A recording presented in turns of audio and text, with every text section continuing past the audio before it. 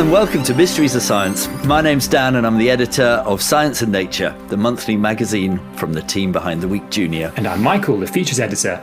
On this podcast, we explore the strange phenomena, bizarre events, and unanswered questions that have left scientists scratching their heads. Yes, welcome back. This is our 5th season of Mysteries of Science. I can't believe it. We're definitely back with a bang. Shall we tell our listeners what's coming up in this series, Michael? Yes, we're going to be going to the very depths of the ocean, right up to the Himalayas as well, on the hunt for the Yeti, exploring some quantum weirdness as well. And we'll be asking, was King Arthur a real person? But to kick off, we're going to be tackling one of the biggest mysteries we've ever attempted, and it's all about the amazing story of a strange and remarkable animal you probably know quite well: humans. Modern humans, or Homo sapiens, are just one of millions of species alive today, but we dominate almost every corner of the planet. So there was this recent announcement that I picked up on that there are now over 8 billion of us alive today, which is pretty amazing. But what really blows my mind, what is really remarkable, is that life has been around on this planet for more than 3 billion years. But modern humans have only been around for about 200,000 years, so kind of like the blink of an eye by comparison. And yet in this short space of time, they've spread out, adapted, and conquered nearly every environment on Earth. So I want to know, what makes us so special? Do humans have a secret superpower that gives them the edge over the other beasts? Well, Dan, to find out the answer, why don't we go back in time and meet some of our earliest ancestors? Are you ready? I certainly am. Let's do it. This is Mysteries of Science. So, Michael, human evolution. This is a massive topic. I hardly know where to begin. I think we should start in Germany in the year 1856. That's strangely specific there, Michael. Why Germany and why 1856? Because that's when the first fossils of an ancient human were found. Now, these quarry workers unearthed what looked like a partial human skull, except it didn't look like it belonged to any ordinary human. Oh, intriguing. What did it look like? So this skull had a low forehead and a very thick eyebrow ridge. Now, at first, scientists thought that maybe it was just a modern human whose bones had been deformed by some sort of disease, but then they realised it was an entirely different species of human altogether. One you may have heard of, known as Neanderthals. Oh, this is fascinating. So, back in the day, there was more than one species of human. That's right. So, next question. How similar were these ancient humans to us modern cutting-edge humans? Turns out we have more in common with them than we first thought. I think it's time to introduce our first expert. Hi, my name is Aoife McLysis and I'm a geneticist. I work in Trinity College Dublin, and my area of research and teaching and interest is evolutionary genetics. So that's looking at how DNA sequences and genomes evolve and contribute to what we are, how and how we're related to everything else on the planet. Hi Aoife, thanks for joining us on Mysteries of Science. I think I need a reminder on DNA. What is it and why is it so important? The really interesting and important thing about DNA is that it contains genes, and these genes carry instructions to do things in our bodies or in any living organism. This is a common thing through all life on the planet, and the DNA doesn't directly do stuff, it carries the instructions. But what's really important about it is it carries those instructions from generation to generation to generation. So it carries information across all generations. Okay, so DNA basically contains the instructions for all living things. So what can our DNA tell us about where we've come from and how similar we are to other species of ancient humans like the Neanderthals? So after sequencing the Neanderthal genome, and comparing that with the DNA of modern humans, it was discovered that all of us carry some Neanderthal DNA. And so where we previously would have characterized Neanderthal as some kind of separate species, actually Neanderthal is one of our ancestors, not one of our cousins. So chimpanzees are our cousins, but Neanderthal are our ancestors. So you would actually have to reevaluate how we previously might have called Neanderthal a separate species, and actually they're not a separate species. They're just like an archaic human. Sequencing the genome is decoding the full set of genes to find out what it contains. So that's pretty amazing. We've all got a bit of Neanderthal in us then. This may come as no surprise to you, Michael. No, not at all. So even though they may not be around with us anymore, we still carry a bit of Neanderthal inside of us. Why? Why aren't Neanderthals around anymore? Why did our species of humans, the Homo sapiens, survive and the Neanderthals didn't? I imagine it's probably for the same reason we've come to dominate the planet in a way no other animal has. Which is? Well, I don't know, Dan, but I think I know someone who might. Hello everyone, I'm Yuval Noah Harari. I'm a historian. I just published a book, Unstoppable Us, about how humans took over the world. And it's good to be here with you. Welcome to the show, Yuval. Great to have you with us. I'd love to hear a little bit more about Unstoppable Us and what it's all about. Well, Unstoppable Us tells the story of all of us, of human beings, how we came to rule the world. And I wanted to write about this for young people to help them understand the world and to also help them understand themselves. You know, many people think that history is about things that happened a long time ago, but actually it's about what is happening to us every day and every night. You know, if you wake up in the middle of the night afraid that there is a monster under the bed, this is actually history. This is actually a historical memory from tens of thousands of years ago when our ancestors lived in the wild, and there were indeed monsters that came to eat kids in the night. A lion would come to eat you, and if you woke up and called your mom or ran away, you had a chance of surviving. And like this, almost everything you do during your life, everything that happens to you, it's the result of history, of things that happened a long, long time ago. So don't feel bad if you get scared about monsters under the bed at night. You're just repeating a behaviour that helped your ancestors to survive. Yeah, I still get scared of monsters under the bed, and in the cupboard, and in my pants drawer. What Yuval's talking about here is actually an example of something called evolution, I think. Yes, now some of you might remember our good friend Peter Gallivan explaining evolution to us in the last episode of Series 4 of Mysteries of Science, but if you didn't, then here's a quick reminder. Hi everybody, it's Peter here from the Royal Institution. You might recognise me from my Head Scratchers column in the Week Junior Science and Nature, but I also work for the Royal Institution. We're a science education charity and we organise exciting science activities for young people and adults all across the country.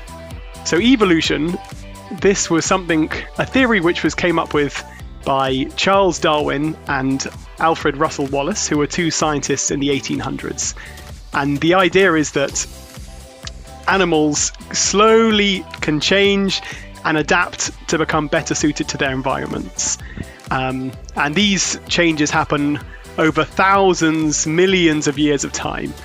So it's not the kind of thing we can really see in our lifetime, but animals have existed on this planet for hundreds of millions of years.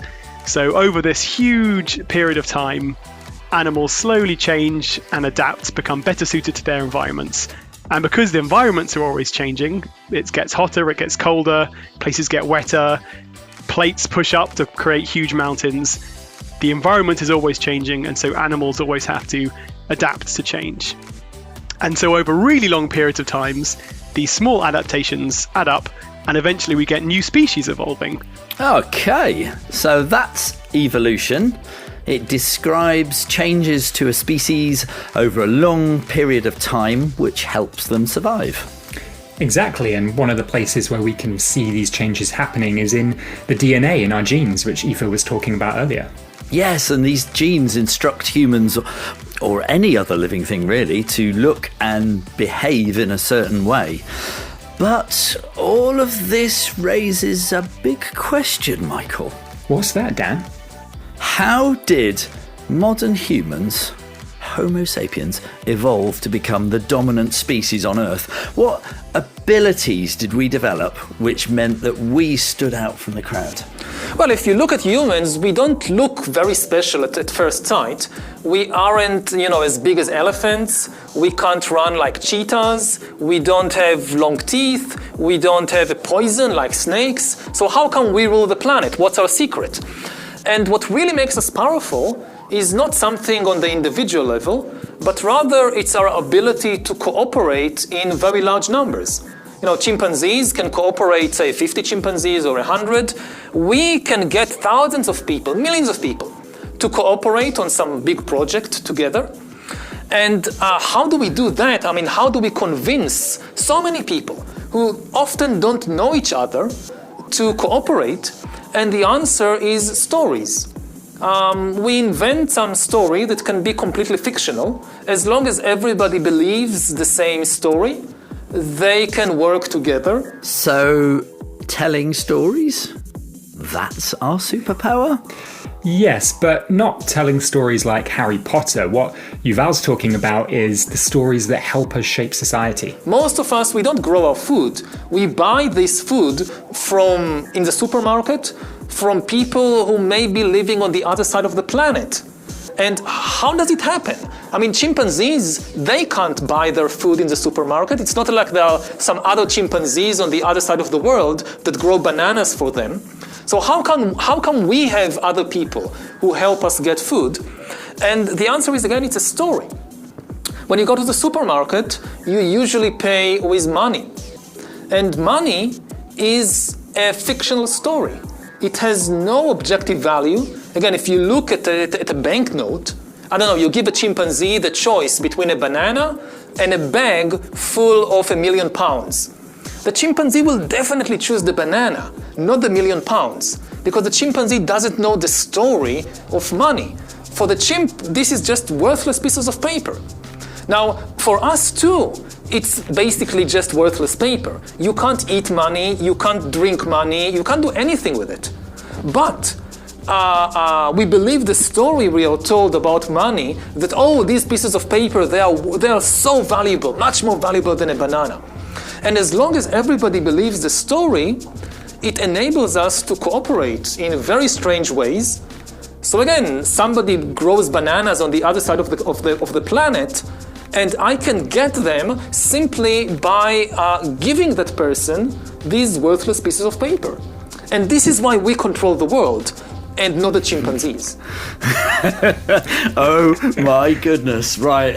I think the scales have fallen from my eyes. So money's actually worthless? This is massive. I need to just get rid of all my money right away. Not so fast, Dan, not so fast. Slow down. It might be worthless in the sense that it wouldn't mean anything if you gave it to a chimpanzee, but it still means a lot if you gave it to another human being. Ah, right. So if there's such a big difference between how we behave and how chimpanzees behave, then there must be a corresponding big difference at the genetic level, right? When you look at the DNA level, humans and chimpanzees are really, really similar. So it's about 99% the same across the DNA for the bits that you can match up. And then there's a few little bits that are present in one and absent in the other. So you modify that calculation to be about 96%. So that's really huge. That's really highly similar. But of course, we look very different and we behave very differently.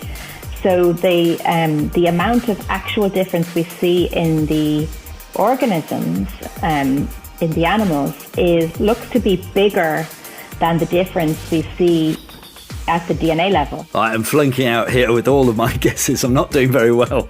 So 96 to 99%, that's almost exactly the same. So let's try again. The huge differences in how humans and chimpanzees behave must be then down to very tiny differences in our genes. We think that probably the biggest difference between humans and chimpanzees at the genetic level is not so much which genes we have or what the genes are like, but it's how those genes are used. So when and where they are turned on and off, and so we call that gene regulation, and that's probably the biggest difference, is just how that common toolkit is used between the two different species. I get it. So, how come humans evolved this incredible storytelling ability and chimpanzees didn't? We don't know for sure. I mean, in science, if you don't know something, the best thing is to say, I don't know, or we don't know. We understand that there is something different about our brain that enables us to imagine all these strange things that chimpanzees can't imagine. But how did our brains develop this ability? Lots of scientists are researching this, but for all we know, it was just an accident. Because for millions of years, actually, humans lived on the planet without being particularly important. There have been humans on the planet for something like 2.5 million years. But only in the last 50,000 years or so did we become the rulers of planet Earth. So for most of all this very long time, 2 million years, we were just another type of animal. You have giraffes, you have elephants, you have humans, okay. And something happened around 50,000 or 100,000 years ago, changing our brains in a way that enabled us to start imagining all these strange things, like gods and like spirits and also like money. And this enabled us to start cooperating in large numbers, and that's how we took over the world in a very, very short time. Brilliant. And very good advice there from Yuval for both science and life in general, I feel. If you don't know something, just say you don't know. I like it. Yeah, I say I don't know a lot. Yeah, well, it's a good thing, Michael. It's a good thing. So I want to know now, is evolution still going on right now, like today? Are humans adapting and evolving right at this very moment? So it absolutely is ongoing, but usually we can only tell for sure with a bit of distance of time. So we know that humans are still evolving, but the changes at the moment that are important, we need a bit of time to know which they are. Okay, so it is still going on, but it just takes a bit of time to know for sure that it's happened. So do we have an example of one case where it has happened? So one example is in Tibet. So the people who live in Tibet have been living in high altitude over many generations. And if somebody who doesn't live at high altitude suddenly moved to high altitude, like if you or I went hiking, trying to go up the Himalayas, we would have a slow physiological adaptation to the low oxygen in the atmosphere. And essentially what that would be is we would start producing more red blood cells to carry the oxygen, and that makes our blood thicker. And that's fine as a temporary solution. That works okay. Our blood gets thicker and we carry more oxygen. But having that thicker blood is not good long term. And it can have complications, for example, with clotting, and it could be complications in childbirth and these kind of things. What's seen in the populations that have lived at high altitude for really many generations is they have a genetic adaptation. So they don't have thicker blood, but they have an adaptation that allows them to live at the lower oxygen concentration in the atmosphere without the negative long-term effects that would be from the thicker blood. How interesting. That's fascinating. And where did these people get this amazing adaptation from? In the population in Tibet, the modern human population, the piece of DNA in the genome that is linked to that adaptation actually is one that has been inherited from Denisovans, which are like Neanderthals. They are ancient, archaic humans that would have been around. And so there was also the mating With Denisovans, there are ancestors, and this piece of DNA seems to have been a Denisovan adaptation to high altitude that was then maintained in this population in Tibet. So it's both showing the local adaptations and this ancient history and this constant migration and mixing. It's kind of both of those things are seen in that story. So once again, even though they're not still around today, ancient humans are still with us. Wow, okay, I think my mind is officially blown.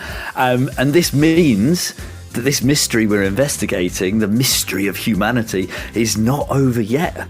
Who knows where we might go next? Exactly, and if, as Yuval says, we have this incredible superpower, this storytelling ability, then surely that means we can make any change we want to the world by just telling a different story. Yeah, absolutely. I mean, the first thing is just to realize how immensely powerful we are. That we control the future, not just of ourselves, but basically of all the other animals. And hopefully when we realize how powerful we are, we also realize that we need to be responsible. We need to take wise decisions. Also, it's important to understand that if there is something that we don't like about the world, if there is something which is unfair, we can change it. The world keeps changing all the time, and the world that we now live in, it didn't have to be like that. It's the result of decisions people made in the past, of the stories they invented in the past. And if something is not going well, if something is unfair, we can make different decisions. We can tell different stories. So this is the first step to realize the immense power we have, and therefore also the big responsibility that we have. We control the future. That's definitely inspired me to imagine a new world. And me too. What a wonderful, positive message for a brand new year. And hopefully it's inspired some of you too. Yes, we'd love to hear from you. Is there a particular ability you'd like humans to develop? What should be the next stage of human evolution?